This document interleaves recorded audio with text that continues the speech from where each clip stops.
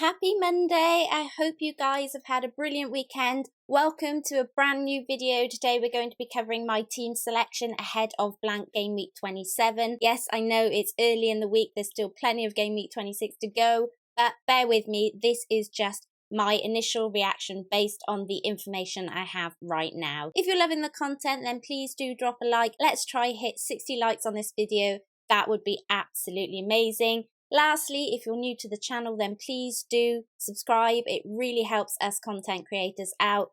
Okay, let's get into this.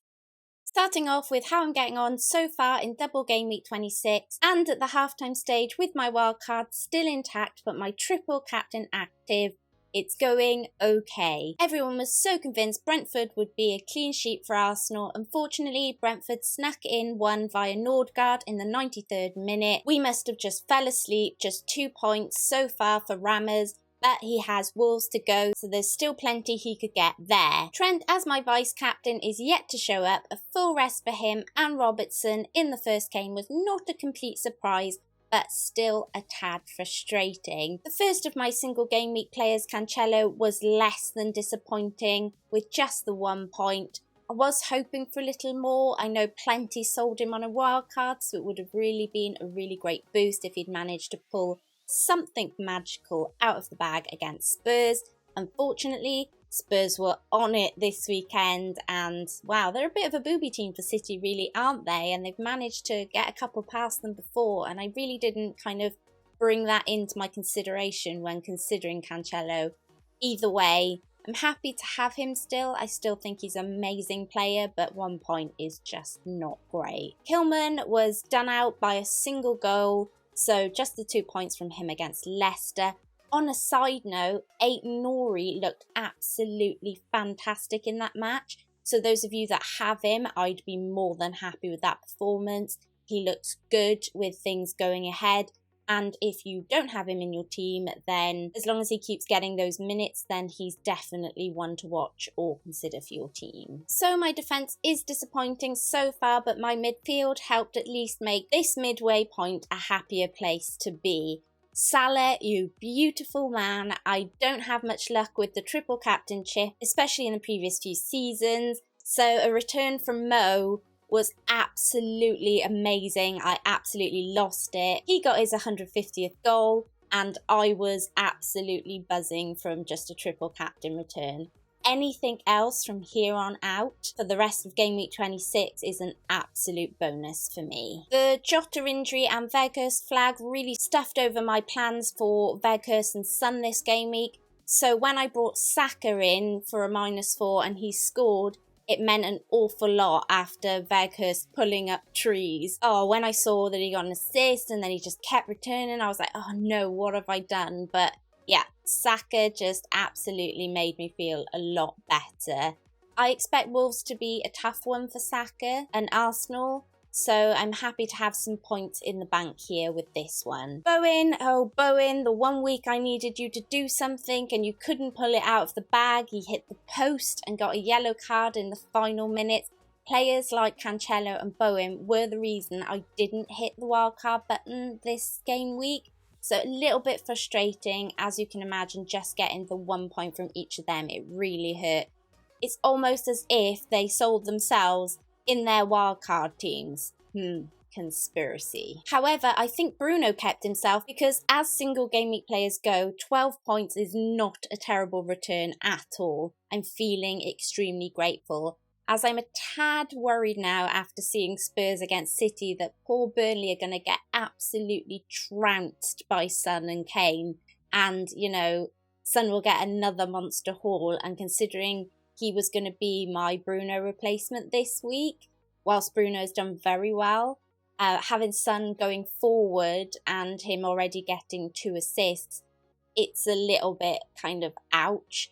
But let's wait and see. You know, there's still plenty to go. And Bruno's performance in that last match did weigh heavily in my mind. It did make me think about keeping him. So thank you, Bruno. You repaid my faith, and as long as I can somehow just get through the sunny second match, then I think it was the right decision to stay with Bruno. But we'll have to wait and see. Especially with that nice fixture of Watford ahead. I think he will be highly desired on the free hit, so having him in my team is, you know, is a plus. Up front, finally, I got some forward returns. Finally, Jimmy got me an assist. Apart from that, he was pretty quiet, but we'll take it. And Dennis, yes, Dennis the Menace, a goal and 3 bonus points. I don't think I've ever been so happy to see a Watford goal. He repaid my faith, and I was there for it. I was living it.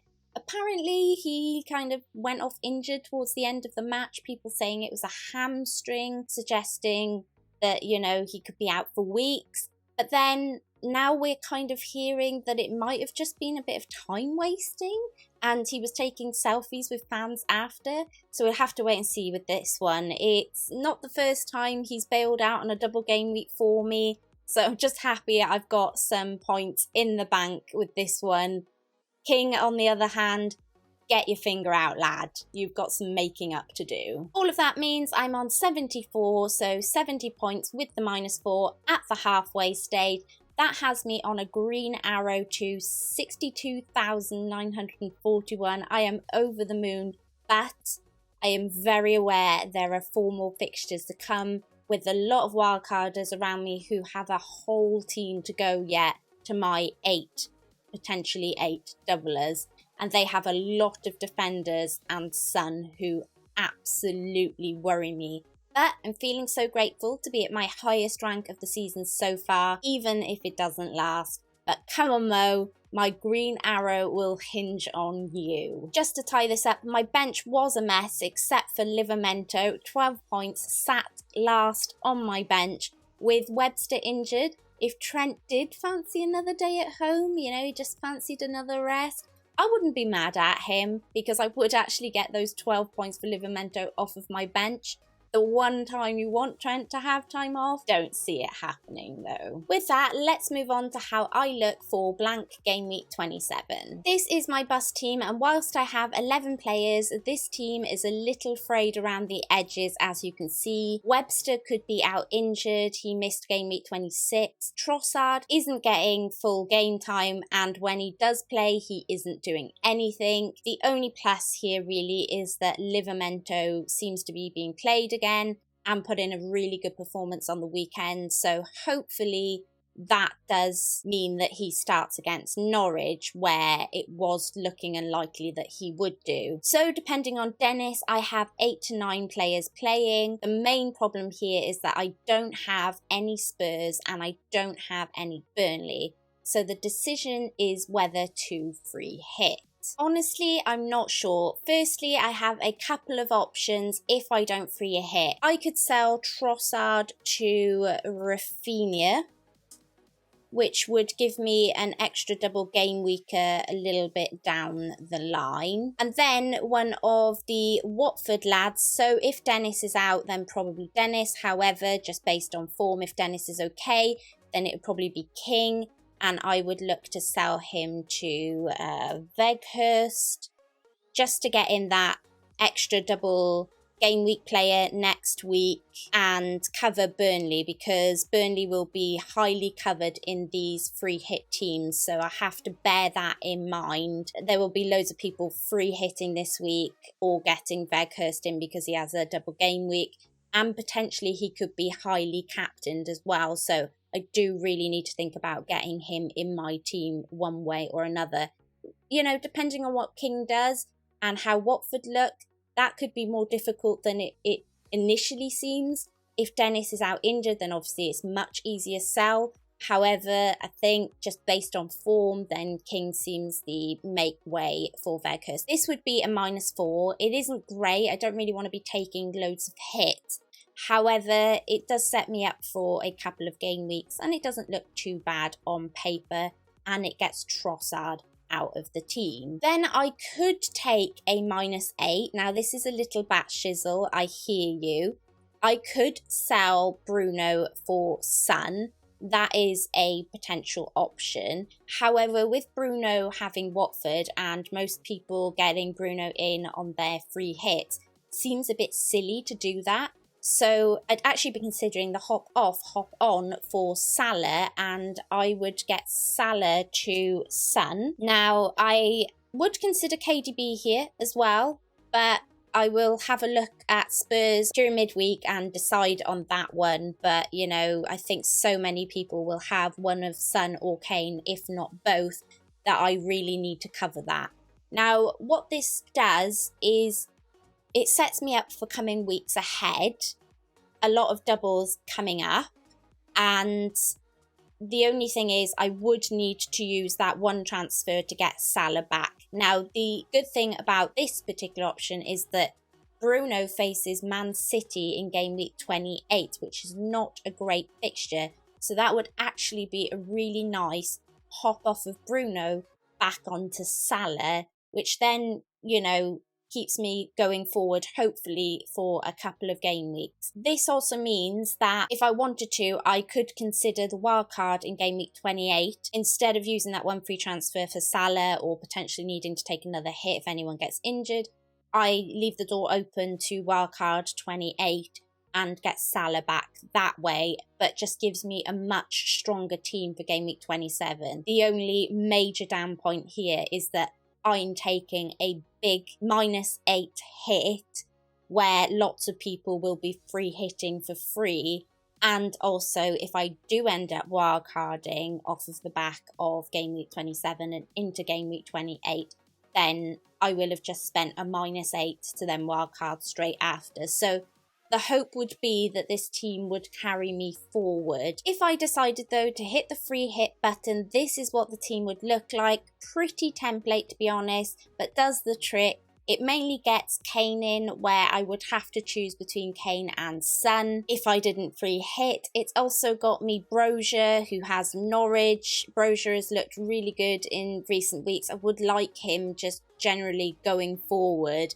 And if Weghorst hadn't gone so big in the first match, I'm pretty sure that I would have been putting Brozier in instead of Weghorst if I take the hit this week. So yeah, it'd be really nice to have him for that Norwich fixture. Obviously, a bit of a decision would need to be made whether to go for Mahrez or KDB. I really like KDB, but it would need a bit of tinkering with the cash here to really fit him in. But you know what? I'm not sure I'm absolutely in love with this team. I love the fact that you get 3 Burnley in, you get 2 Spurs in, as I say, you get Brozier in, but I don't know. I really don't know. I think it's going to be a free hit that will get people who use it a lot of points. That is without question. I could see Kane and Son going absolutely nuts. I could see Brozier getting a goal against Norwich.